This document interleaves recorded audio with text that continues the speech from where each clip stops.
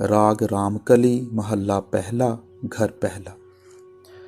सुन मशिंदरा नानक बोले, वसगत पंच करे नह डोले।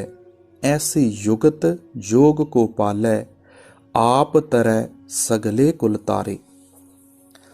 ये पहली पातशाही श्री गुरु नानक देव जी महाराज की वाणी का शब्द है और आप इस रूहानियत भरे शब्द में मशिंदर जोगी को संबोधित करते हुए फरमा रहे हैं कि ये जो तुम 5 विकारों में फंसे हुए हो, इनसे निकल जाओ।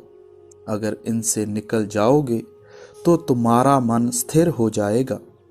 अगर ऐसी युगत को तुम पा लोगे तो तुम भी तरोगे और तुम्हारे कुटुंब भी तर जाएंगे। कि काम, क्रोध, लोभ, मोह और अहंकार को 5 ठग, 5 डाकू, 5 दोष आदि कहा गया है। इन्हें 5 विकार या 5 मनोविकार भी कहा गया है। फटे हुए दूध को विकृत दूध कहा जाता है। इसी तरह जब काम, क्रोध, लोभ, मोह और अहंकार का दुरुपयोग किया जाता है तब इन्हें मनोविकार कहा जाता है। जब ये 5 विकार मन के हथियार होने की बजाय मन को अपना हथियार बना लेते हैं तो यह ऐसा विकृत और विकराल रूप धारण कर लेते हैं कि यह व्यक्ति के शारीरिक, मानसिक और आध्यात्मिक विनाश का कारण बन जाते हैं। यह जीव की बुद्धि और उसके विवेक का नाश कर देते हैं। यह उसे मानवीय स्तर से गिरफ्तार पशु के स्तर पर ले आते हैं। संतों महात्माओं ने इन्हें चोर, डाकू, लुटेरे, हथियारे आदि इसलिए कहा है क्योंकि ये जीव को इंद्रियों के भोगों और विषय वासनाओं में लिप्त करके उसकी अमुक पूंजी लूटकर उसके लोक और परलोक दोनों बर्बाद कर देते हैं। मनुष्य जन्म का मूल उद्देश्य प्रभु की प्राप्ति है, परंतु यह मनोविकार उसके रास्ते की सबसे बड़ी रुकावट सिद्ध होते हैं। साधक का उद्देश्य अपने ख्याल को आंखों के पीछे एकाग्र और स्थिर करना होता है। होता क्या है? काम में मन इंद्री चक्कर तक नीचे गिर जाता है। क्रोध में मन फैलता है। लोभ में यह उचित, अनुचित, ठीक, गलत में अंतर नहीं कर सकता और सारे संसार को अपना बनाने की दौड़ में लग जाता है। मोह में जीव के विवेक का नाश हो जाता है। वह जिसे अपना समझता है उसके लिए जान देने के लिए भी तैयार हो जाता है और जिसे अपना नहीं समझता उसके खून का प्यासा हो जाता है। सुंदरता, यौवन, कुल, धन दौलत, विद्या, पदवी आदि का अहंकार पल पल जीव को जकड़े रखता है। अहंकार के अधीन होकर व्यक्ति इंसान को इंसान नहीं समझता। उसे दूसरे लोगों में कोई दोष दिखाई देते हैं लेकिन अपने दोष भी गुण प्रतीत होते हैं। संतों महात्माओं ने अपनी वाणी में इन मनोविकारों को, जीव रूपी बंदर को, अनेक प्रकार के नाच नचाने वाला कलंदर कहा है। लोग अक्सर शिकायत करते हैं कि परमात्मा ने इंसान के साथ मन क्यों लगाया है और मनोविकार क्यों पैदा किए। यह भी कहा जाता है कि यह सारा प्रपंच मन, माया और काल ने जीवात्मा को विषय वासनाओं में फंसाकर रखने और प्रभु से दूर रखने के लिए रचा है। वास्तविकता यह है कि सृष्टि में जो कुछ बना है उस दयालु प्रभु की इच्छा से बना है और जो कुछ भी बुरा या अकारण नहीं है। छुरी से फल या सब्जी भी काट सकते हैं और किसी का गला भी। मन तथा मनोविकार मात्र यंत्र हैं। यंत्र भले बुरे नहीं होते, उनका उपयोग भला बुरा होता है। इंसान की आदत है कि वह स्वयं पर दोष ना देकर हर चीज का दोष दूसरों पर थोप देता है। रचना तथा मनुष्य जीवन के संचालन के लिए काम, क्रोध, लोभ, मोह और अहंकार पांचों जरूरी हैं, परंतु असल संकट तब पैदा होता है जब हम इन्हें अपने यंत्र बनाकर रखने की बजाय इनके यंत्र बन जाते हैं। संतान की उत्पत्ति के लिए काम जरूरी है, लेकिन बच्चे 2 होने चाहिए या 10, यह व्यक्ति पर निर्भर करता है। इसी तरह मनुष्य संयमी गृहस्थ जीवन भी व्यतीत कर सकता है और पर पुरुष या पर नारी की संगत और वेश्वागमन द्वारा अपने लिए लाइलाज बीमारियों और विनाश के लिए भी द्वार खोल सकता है। जीवन की कई परिस्थितियों में क्रोध का प्रयोग करना पड़ता है।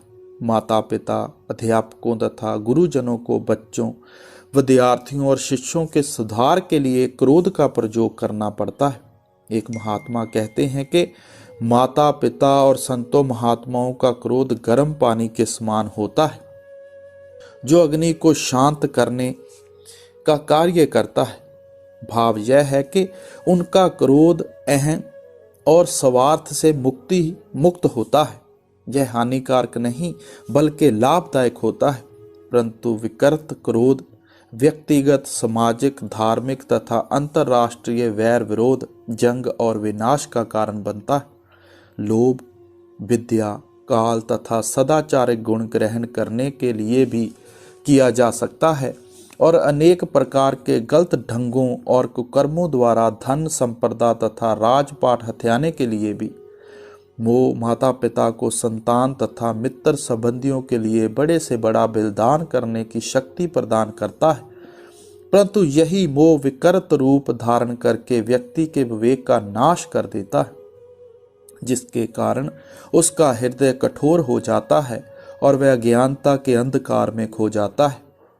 अहम जीवन का संचालक भाव है। इंसान जो कुछ करता है उसमें महत्वाकांक्षा का भाव छिपा होता है।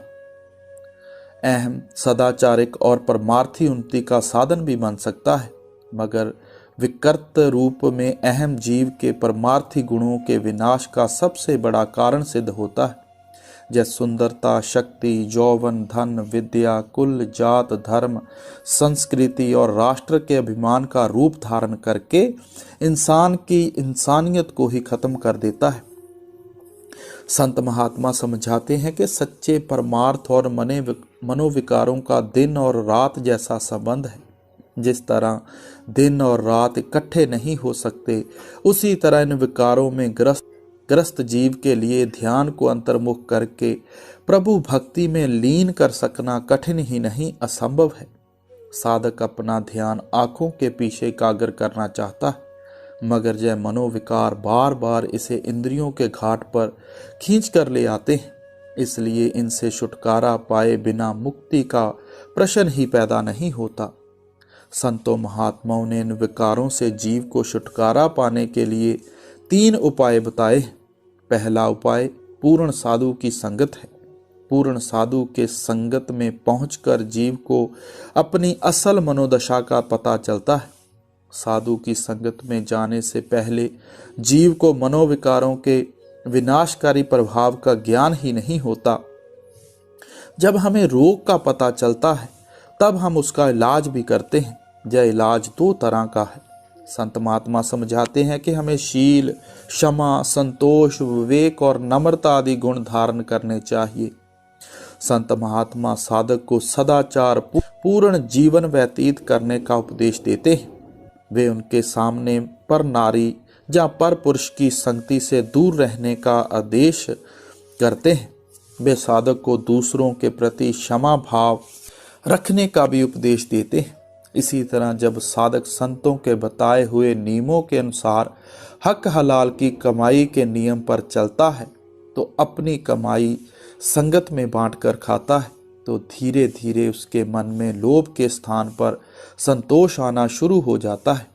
जब साधक को संसार की नश्वरता और संसारिक रिश्तों की वास्तविकता का ज्ञान होता है तो उसके अंदर विवेक और वैराग बलवान हो जाते हैं। तन, मन और धन की सेवा में संतोष और नम्रता का भाव प्रबल होता है। इस तरह धीरे धीरे मनोविकारों की पकड़ ढीली होने लगती है। संत सतगुरु अपनी शरण में आने वाले जीव को नाम के सिमरन, सतगुरु के स्वरूप के ध्यान और शब्द धुन के अभ्यास की युक्ति सिखाते हैं। जैसे जैसे जीव अभ्यास में उन्नति करता है, यह विकार सूक्ष्म होते जाते हैं। जब ध्यान आँखों के पीछे पूरी तरह एकाग्र और स्थिर हो जाता है, तब स्वाभाविक तौर पर मन इंद्रियों के वश में रहने की बजाय इंद्रियों को वश में कर लेता है। जब सुरत अंदर शब्द से जुड़ती है तो उसे वह लौकिक परम आनंद प्राप्त होता है कि वह सहज रूप में इंद्रियों के भोगों से मुंह मोड़ लेती है। मन का उदय स्थान दूसरा रूहानी मंडल त्रिकुटी है। जब शब्द के अभ्यास से आत्मा इस मंडल में पहुंच जाती है तो मन त्रिकुटी में लीन हो जाता है और आत्मा मन के पंजे से आजाद हो जाती है। आत्मा का मन के पंजे से आजाद होना ही मनोविकारों पर सच्ची विजय है। आगे सत्संग में गुरु साहब अपनी दूसरी कड़ी में क्या फरमाते हैं, आओ श्रवण करते हैं। सो अवधूत ऐसी मत पावै, एहन सुन समाद समावै, भिखिया पाए भगत पै चाले, होवे सह तृप्त संतोख अमूल्य, ध्यान रूप होए आसन पावे, सच नाम ताड़ी चित लावे। सुरत शब्द के योग के बारे में समझा रहे हैं कि हमारी आत्मा की दो शक्तियां हैं, सुरत और निरत। सुरत अंतर में शब्द की ध्वनि को सुनती है और निरत शब्द के प्रकाश को देखती है। शब्द का अर्थ प्रभु के दरबार से आ रही निर्मल ध्वनि है। कबीर साहब कहते हैं, तेरे द्वारे धुन सहज की, माथे मेरे दगाई। शब्द की यह सहज ध्वनि आंखों के पीछे और मध्य में सुनाई देती है। जोग शब्द संस्कृत के जुज धातु से बना है, जिसका अर्थ है जोड़ना। पूर्ण संत सतगुरु के उपदेश के मुताबिक अपनी सुरत को आंखों के पीछे और मध्य एकाग्र करके शब्द में लीन करने के अभ्यास को सुरत शब्द योग कहा जाता है।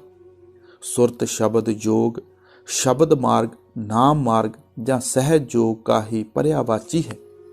संत महात्मा समझाते हैं कि सुरत को शब्द में लीन करके प्रभु में अभेद होने का ये सहज स्वाभाविक साधन और मार्ग उस प्रभु ने स्वयं सृष्टि के आरंभ से हर एक के अंदर रखा हुआ है। संसार के अलग अलग धर्मों में समय समय पर हुए सभी पूर्ण महात्माओं ने प्रभु प्राप्ति के इसी एक अनाद परिवर्तन रहित और सर्व सांझे साधन और मार्ग का उपदेश दिया है। और यही गुरु नानक साहब कह रहे हैं कि अहन सुन समाद समावे।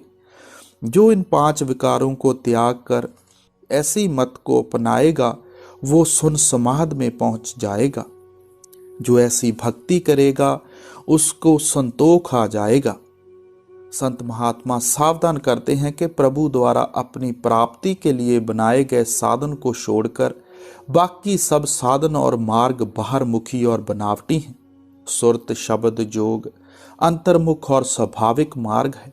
किसी भी बाहरमुखी साधन और मार्ग पर चलकर प्रभु प्राप्ति की कोशिश करना मनमत है। सुरत शब्द के अभ्यास द्वारा प्रभु से मिलाप करने का यत्न करना ही सच्चा संतमत या सच्चा गुरमत है। धर्म जात में हुए अलग अलग संतों महात्माओं ने इस एक साधन को अलग अलग भाषा और ढंग से बयान किया है। उन सब में वर्णन की अनेकता है, साधन और मार्ग की अनेकता नहीं। संत महात्मा समझाते हैं कि प्रभु शब्द का सागर है, आत्मा शब्द की बूंद है। शब्द स्वाभाविक तौर पर आत्मा को अपनी तरफ खींचता है और आत्मा में शब्द के प्रति कुदरती कशिश है। सारी सृष्टि की रचना करने वाला शब्द या नाम सृष्टि के कण कण में समाया हुआ है। शब्द की ध्वनि चारों दिशाओं में गूंज रही है, लेकिन यह बाहरी कानों द्वारा नहीं सुनी जा सकती और ना ही शरीर और संसार में फैली हुई आत्मा इसे सुन सकती है। जब हम संत सतगुरु की शरण में जाते हैं तो वे हमें सिमरन और ध्यान की ऐसी विधि समझाते हैं जिनके जरिए हम मन और आत्मा को शरीर के 9 द्वारों में से समेटकर इन्हें आँखों के पीछे आत्मा की कुदरती बैठक तीसरे तिल में एकाग्र और स्थिर कर लेते हैं। जैसे ही मन और आत्मा तीसरे तिल में पूरी तरह एकाग्र और स्थिर होते हैं, वहाँ हो रही शब्द की सहज ध्वनि अपने आप सुनाई देने लगती है और शब्द का प्रकाश दिखाई देने लगता है। शब्द की ध्वनि को सुनकर आत्मा आंतरिक मंडलों का रुख कायम कर लेती है और शब्द के प्रकाश को देखती हुई आंतरिक रूहानी सफर तय करके वापस शब्द के स्रोत यानी प्रभु में समा जाती है। यही सच्चा सुरत शब्द जोग है। गुरु नानक साहब कहते हैं, ऐ मन मेरिया बिन पौड़ियाँ मंदिर क्यों चढ़े राम, ऐ मन मेरिया बिन बेड़ी पार ना अंबड़े राम। आप समझाते हैं कि जैसे महल पर चढ़ने की साधन सीढ़ियां हैं और नदी को पार करने का साधन नाव है, उसी तरह सतलोक में विराजमान सतपुरुष के पास पहुंचने का साधन सुरत शब्द का अभ्यास यानी नाम की कमाई है। पलटू साहब कहते हैं, सुरत शब्द के मिलन में मुझको भया आनंद, मुझको भया आनंद मिला पानी में पानी, दऊ से भासूत नहीं मिल के अलगानी। आप समझाते हैं कि सुरत का शब्द में समा जाना, आत्मा रूपी बूंद का परमात्मा रूपी सागर में समा जाना है। यही सच्चे और स्थायी आनंद की प्राप्ति का वास्तविक साधन है। तुलसी साहब फरमाते हैं, सुरत शब्द के भेद बिन होए ना पूर्ण काम, 4:18-9 पढ़े पष्ट पढ़ खोया मूल, सुरत शब्द चीने बिना जूं पंछी चंडूल। हजूर स्वामी जी महाराज भी फरमाते हैं, सुरत खेच चढ़ावो गगनी, धुन शब्द सुनो जे करनी, सुरत शब्द कमाई करना, सब जतन दूर अब धरना, निश्चय दृढ़ इस पर धरना, आलस कर कभी ना फिरना। आप उपदेश देते हैं कि सुरत शब्द का अभ्यास ही एकमात्र सच्ची रूहानी करनी है। इस अभ्यास को छोड़कर अन्य किसी साधन को अपनाना अपने बहुमूल्य समय को व्यर्थ गंवा देना है। आप यह भी कहते हैं कि यह मेरा अलग या अनोखा उपदेश नहीं है, बल्कि सब पूर्ण संतों के उपदेश का सार है। गुरु नानक साहब कहते हैं, राम नाम मन भेदिया अवर के करी विचार, शब्द सुरत सुख उपजे प्रभ रातो सुख सार। आप समझा रहे हैं कि मन को वश में करने और प्रभु से मिलाप के परम आनंद को प्राप्त करने का एक ही साधन सुरत शब्द जोग है। इसके बिना किसी दूसरे साधन के बारे में सोचना व्यर्थ है। यही कारण है कि संतों महात्माओं ने हठ योग, ज्ञान योग, कर्म योग आदि सब साधनों में से ध्यान निकालकर केवल सुरत शब्द योग अपनाने का उपदेश दिया है।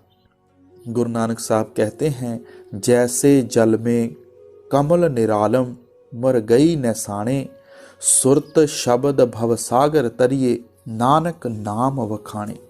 जिस तरह कमल की जड़ें पानी में रहती हैं और फूल बाहर होता है, जैसे मुर्गाबी पानी में रहती है लेकिन उसके पंख पानी में नहीं भीगते, उसी तरह सुरत शब्द के अभ्यास द्वारा साधक संसार में रहते हुए अपनी सब जिम्मेदारियां पूरी करते हुए अपनी लिव अंतर शब्द से जोड़कर सहज ही भवसागर से पार हो जाते हैं। अपनी तीसरी कड़ी में गुरु नानक साहब क्या फरमाते हैं, आइए श्रवण करते हैं। नानक बोले अमृत बाणी, सुन मशिंदरा अवधु निसानी, आशा में निराश वलाए, निश्चो नानक करते पाए। अब एक बार फिर मशिंदर जोगी को संबोधन करते हुए नानक साहब कहते हैं कि ये जो आशा मनसा तुमने रखी हुई है, इसको तुम एक तरफ कर दो और अपना ध्यान अपने पूर्ण संत गुरु की तरफ कर दो। अब आप फरमाते हैं कि आशा का अर्थ है इच्छा और मनसा का अर्थ है तृष्णा। गुरुमत के अनुसार आशा मनसा ही जीव के बंधन का वास्तविक कारण है। सागर की लहरों की भांति आशा मनसा मन में नित्य नई तरंगे पैदा करती रहती हैं। सारा संसार इनके चक्कर में फंसकर दिन रात माया के धंधों में लगा रहता है। जीव के आशा मनसा के अधीन होकर किए गए कर्म इनको 84 के चक्कर में फंसाए रखते हैं। सारा जगत बार बार आशा मनसा के कारण पैदा होता और मरता है, पर आशा मनसा नहीं मरती। गुरु नानक साहब कहते हैं, भुखियां भूख न उतरी जे बन्ना पुरियां भार। मन अंधे कुएं के समान है, इसमें चाहे सारी त्रिलोकी रख दी जाए यह फिर भी खाली रहता है। गुरु अमरदास जी कहते हैं, जे लाख स्त्रियां भोग करें नवखंड राज कमाहे, बिन सतगुर सुख ना पावे फिर जोनी पावे।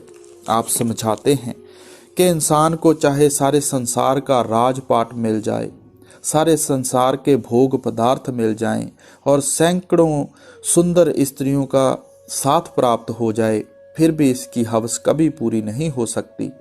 इच्छाओं की पूर्ति से मन कभी शांत नहीं होता, बल्कि इसके अंदर इच्छाओं तृष्णाओं की ओर अधिक लहरें उठती रहती हैं। जे इच्छाएं तृष्णाएं ही सब दुखों का मूल कारण है। इच्छा का बीज बहुत छोटा होता है, पर इसकी पूर्ति के लिए लंबे दुखदायी संघर्ष से गुजरना पड़ता है। ना कभी तृष्णाएं खत्म होती हैं और ना ही इंसान के दुख खत्म होते हैं। जब तक मन को इंद्रियों के भोगों और विषय विकारों से ऊंची लज्जत प्राप्त नहीं होती, यह कभी भी संसारिक वस्तुओं की इच्छाओं तृष्णाओं से मुक्त नहीं हो सकता। इसे विषय वासनाओं और संसार की कामनाओं से मुक्त करने वाला सार पदार्थ प्रभु का नाम है। गुरु अमरदास जी कहते हैं, गुर का शब्द अमृत है, सब तृष्णा भूख गवाए, हर रसना पी संतोख होवा, सच वस्या मन आए। आप समझाते हैं कि जब गुरु के उपदेश अनुसार मन को अंतर में शब्द या नाम रूपी अमृत में लीन करते हैं, तो इसकी हर प्रकार की भूख शांत हो जाती है। इसके अंदर सच्चा संतोष आ जाता है और आत्मा परमात्मा रूपी सत्य में समाकर इसका रूप बन जाती है। इस तरह साधक आशा मनसा से मुक्त होकर परम आनंद के सहज धाम को प्राप्त कर लेता है। संत महात्मा कल्पना द्वारा जब पढ़े सुने के आधार पर बात नहीं करते। जैसे गुरु नानक साहब ने बाणी शुरू की, नानक बोले अमृत बाणी, सुन मशिंदरा अवधू निशानी। यही दादू साहब कहते हैं, दादू देखा दीदा सब कोई कहत सुनीदा। संत महात्मा कभी भी कल्पना द्वारा या पढ़े सुने के आधार पर बात नहीं करते। वे आंतरिक आध्यात्मिक अनुभव के आधार पर वाणी की रचना करते हैं। इस वाणी में परमार्थ के गूढ़ भेद छिपे होते हैं। यह वाणी आत्मा और परमात्मा के स्वरूप पर प्रकाश डालती है, जीव और प्रभु के आपसी संबंध को उजागर करती है। यह आत्मा और परमात्मा के मिलाप के रास्ते की रुकावटों का वर्णन करती है। संत सतगुरु के स्वरूप और स्वभाव को शब्द बुद्ध करती है और प्रभु प्राप्ति के सच्चे साधन और मार्ग का परिचय देती है। संतों महात्माओं की बाहरमुखी वाणी अंतर्मुख सच्ची वाणी सच्चे शब्द या सच्चे नाम की तरफ भी संकेत करती है। गुरु अमरदास जी कहते हैं, पूरे गुर की साची वाणी सुख मन अंतर सहज समाणी। आप कहते हैं कि सच्ची वाणी सबके अंदर है और सतगुरु की बताई हुई युक्ति के अनुसार ध्यान को आंखों के पीछे एकाग्र करने पर सुषुम्ना में सुनाई देती है। गुरु साहब कहते हैं, वाहो वाहो वाणी निरंकार है। वह वाणी प्रभु का रूप है। गुरु नानक साहब कहते हैं, अंतर जोत निरंतर वाणी साचे साहेब स्यो लिवलाई। आप इशारा करते हैं कि जब हम ध्यान को आंखों के पीछे और मध्य एकाग्र करते हैं तो वहाँ सूक्ष्म प्रकाश दिखाई देता है और उसमें से निकल रही सूक्ष्म वाणी दिखाई देती है। इस वाणी को सुनने से प्रभु से लिव जुड़ जाती है और इस वाणी को पकड़कर जीवात्मा धुर धाम पहुंच जाती है, जहां से जय वाणी आ रही है। वर्णात्मक वाणी भाषा में होती है, छंदों में होती है और इसकी रचना विशेष महात्माओं ने विशेष समय में की होती है। ध्यान को आंखों के पीछे एकाग्र करने पर सुनाई देने वाली वाणी किसकी बनाई हुई नहीं है। यह वाणी देश काल की सीमा से ऊपर है। वर्णात्मक वाणी बाहरी आंखों द्वारा पढ़ी जाती है, जीवा द्वारा उच्चारित की जाती है और बाहरी कानों द्वारा सुनी जाती है। अंतर्मुख ध्वनात्मक वाणी इंद्रियों का विषय नहीं है। यह आत्मा की शक्ति सुरत द्वारा सुनी जाती है। वर्णात्मक वाणी अनेक भाषाओं में मिलती है। अंतर्मुख वाणी बेजुबानी की जुबान है। यह भाषा वर्णन और शब्दों से ऊपर है, इसलिए इसे अवघड़ वाणी या सहज वाणी कहा गया है। देश काल की हद से परे होने के कारण इसे अनहद वाणी कहा गया है। इस वाणी के प्रवाह को कोई संसारिक शक्ति नहीं रोक सकती, इसलिए इसे अनाहत वाणी भी कहा गया है। संतों महात्माओं ने अपनी वाणी के अनेक प्रसंगों में शब्द, नाम, वाणी और हुक्म को सर्वव्यापक, सर्वशक्तिमान, सर्वज्ञाता, सृष्टि का रचयिता और मुक्तिदाता कहने के साथ साथ इसे सत्य भी कहा है। सर्वशक्तिमान, सर्वव्यापक, सृष्टि के रचयिता और मुक्तिदाता दो नहीं हो सकते, इसलिए सच्चे शब्द, सच्चे नाम, सच्चे हुक्म, सच्ची वाणी और सच्चे प्रभु से संतों महात्माओं का एक ही आप्रय है। गुरु अमरदास जी की वाणी के एक प्रसंग में आता है, गुप्ता नाम वर्ते विच कलयुग, खटखट हर भरपूर रहा। दूसरे प्रसंग में गुरु नानक साहब फरमाते हैं, गुप्ती वाणी प्रगट होई, नानक परख ले सच सोई। तीसरे प्रसंग में गुरु अर्जन देव जी भी यही कहते हैं, गुर की वाणी सब में समाणी, आप सुनी ते आप वखाणी। स्पष्ट है कि जहाँ नाम, वाणी और प्रभु को समान अर्थों में प्रयोग किया गया है। संतों महात्माओं के समझाने का भाव है कि प्रभु शब्द, नाम या ध्वनि के रूप में तुम्हारे अंदर बैठा हुआ है। बाहर की वाणी उसकी तरफ इशारा करती है। तुम उस संकेत से लाभ उठाकर उस अंतर्मुख, सच्ची, अनाद और परिवर्तन रहित वाणी से जुड़ो। उस वाणी को ही गुरु साहब ने सच्चा गुरु कहा है। गुरु नानक साहब एक प्रसंग में कहते हैं, शब्द गुरु सुरत तुन चेला। गुरु रामदास जी भी यही कहते हैं, वाणी गुरु, गुरु है वाणी, बिच वाणी अमृत सारे। देहधारी गुरु ने अपना ध्यान उस अंतर्मुख वाणी में लीन किया हुआ होता है। वह अपनी शरण में आने वाले शिष्य का ध्यान उस वाणी यानी शब्द से जोड़ देता है, जो आत्मा का सच्चा गुरु है। बाहरी गुरु शब्द या नाम या वाणी रूपी आंतरिक गुरु से मिलाप का साधन है, और अंतर्मुख वाणी या शब्द रूपी सच्चा गुरु प्रभु से मिलाप का साधन है। अब आखिरी कड़ी में गुरु नानक साहब क्या फरमा रहे हैं, आइए बड़े प्यार से श्रवण करते हैं। प्रणवत नानक अगम सुनाए, गुर चेले की संध मिलाए, दीख्या दारू भोजन खाए, छे दर्शन की सोची पाए। अब गुरु नानक साहब गुरु और शिष्य को मिलाने की तरकीब बता रहे हैं, और ये दर्शन क्या होते हैं इसके बारे में हमें समझा रहे हैं। परमार्थ में दर्शनों का बहुत महत्व है। परमार्थी साहित्य में दर्शन पद परमात्मा के दर्शनों के लिए भी इस्तेमाल किया गया है, और सतगुरु के दर्शनों के लिए भी। परमात्मा के दर्शन के बारे में गुरु अर्जन देव जी एक जगह कहते हैं, दर्शन मांगू देह प्यारे, तुम्हारी सेवा कौन कौन ना तारे। आप प्रभु के आगे दर्शनों के लिए विनती करते हैं, क्योंकि प्रभु की भक्ति और प्रभु के दर्शन ही जीव के छुटकारे के असली साधन है। परमार्थी का असल उद्देश्य परमात्मा के दर्शन प्राप्त करना है, पर यह अपने आप उस अगम अगोचर प्रभु के दर्शन नहीं कर सकता, इसलिए उसे प्रभु की सहायता लेनी पड़ती है। कबीर साहब कहते हैं, निराकार की आरसी सोंदी की देह, लखा जो चाहे अलख को इन्हीं में लख ले। आप कहते हैं कि वह निराकार परमात्मा पूर्ण साधु के रूप में प्रत्यक्ष प्रकट होकर जीव को ज्ञानता के अंधेरे में से बाहर निकालता है। सतगुरु अपने आप को परमात्मा में भेद कर चुका होता है। वह देखने में आम इंसान होता है, पर वास्तव में वह परमात्मा की तरह ही ज्ञान रूप, प्रेम रूप और आनंद रूप होता है। इसलिए सतगुरु के दर्शनों से भी शिष्य को स्वाभाविक तौर पर प्रेम, शांति और अद्भुत आनंद का एहसास होता है। जब साधक के हृदय में देह स्वरूप प्रभु का प्रेम बस जाता है, तो उसके अंदर सतगुरु के दर्शनों की तड़प प्रबल हो जाती है।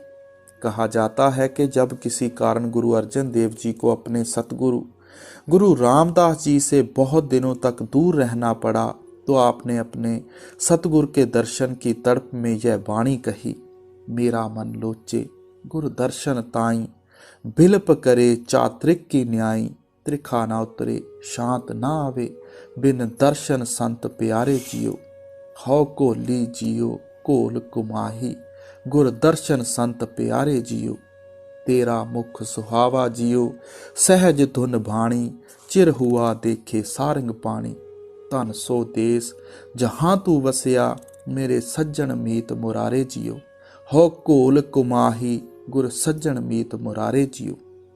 आप कहते हैं कि हे सतगुरु, तेरे वियोग में मैं पपीहे की तरह विलाप कर रहा हूँ।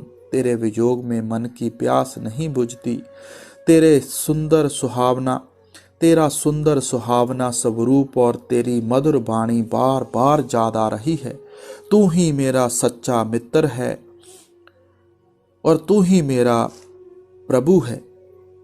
फिर आगे फरमाते हैं, एक घड़ी ना मिलते ता कल जुग होता, हुण कद मिलिए प्रिय तुद भगवंता, मोहे रैन ना विहावे, नींद ना आवे, बिन देखे गुर दरबारे जियो, हौ कोली जियो कोल कुमाही, थे सच्चे गुर दरबारे जियो। मेरे लिए तेरी पल भर की जुदाई कलयुग के समान है। मुझे ना दिन को चैन है ना रात को नींद है। मैं तेरे दर्शनों के लिए तड़प रहा हूँ।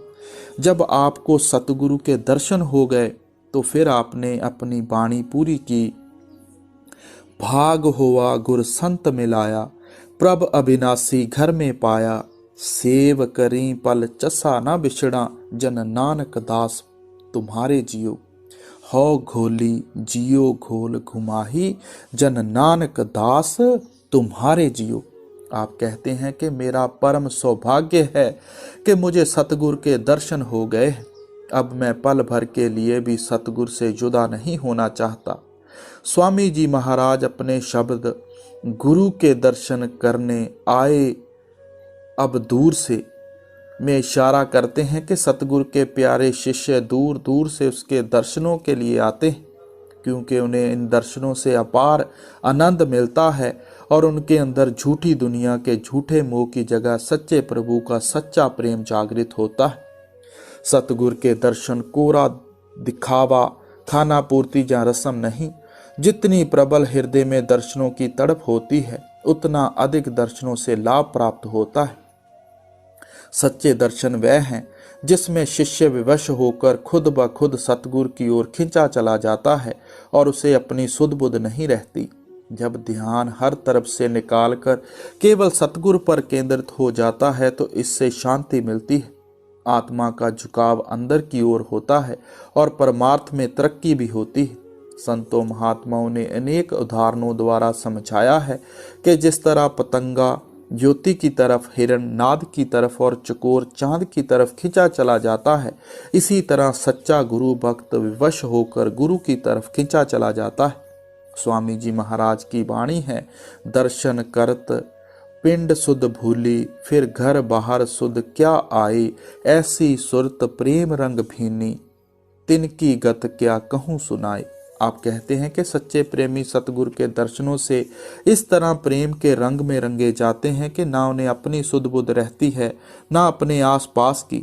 गुरु रामदास जी की वाणी है, राम गुर मोहन मोहे मन लाया, हो आकल बिकल भई गुर देखे, हो लोट पोट होय पाया। आप कहते हैं कि सतगुरु प्रभु का साक्षात स्वरूप है। जय स्वरूप इस तरह मन को मोह लेता है कि ध्यान अपने आप उसमें लीन हो जाता है। उस हालत में मन और बुद्धि काम करना बंद कर देते हैं और आत्मा को आश्चर्यजनक आनंद प्राप्त होता है। सतगुरु के दर्शनों के लिए उत्तम समय वह है जब सतगुरु स्वयं दर्शन देने के लिए आए। ऐसे दर्शनों से सतगुरु की दया और प्रसन्नता शामिल होती है। सतगुरु के पीछे दौड़कर और आगे होकर दर्शन करने की कोशिश करना सच्चे परमार्थी को शोभा नहीं देता। स्वामी जी महाराज कहते हैं, प्रेमी सुनो प्रेम की बात, सेवा करो प्रेम से गुरु की, और दर्शन पर बल बल जात। आप उपदेश देते हैं कि सतगुरु के दिए हुए नाम का प्रेम पूर्वक अभ्यास करो, और जब सतगुरु के दर्शनों का सौभाग्य प्राप्त हो तो इस तरह दर्शनों में लीन हो जाओ कि अपनी सुध बुध ही ना रहे। जितना अधिक सतगुरु के बताए हुए नाम का सिमरन करते हैं, मन में सतगुरु और उसके दर्शनों के प्रति उतनी प्रीत बढ़ती जाती है, और जितने अधिक प्रेम से दर्शन करते हैं उतना मन में भजन सिमरन का प्रबल शौक पैदा होता है। सतगुरु के दर्शनों से लाभ उठाकर भजन और सिमरन को अधिक से अधिक समय देना चाहिए। संत मत में सतगुरु के दर्शनों के साथ साथ सतगुरु की दृष्टि का भी बहुत महत्व है। संत चरणदास जी कहते हैं, दृष्ट पड़े गुरुदेव की, देखत करे निहाल, और मत पलटे तबे कागा होत मराल। जब सतगुर कृपा करें खोल दिखावे नैन, जग झूठा दिखन लगे देह पर की सैन। आप फरमाते हैं कि जब सतगुरु अपनी मौज से दर्शन देते हैं और शिष्यों पर अपनी मेहर भरी दृष्टि डालते हैं तो प्रेम पूर्वक दर्शन करने वालों पर रूहानी रहमत की वर्षा होती है और उनकी वृत्ति में परिवर्तन आ जाता है।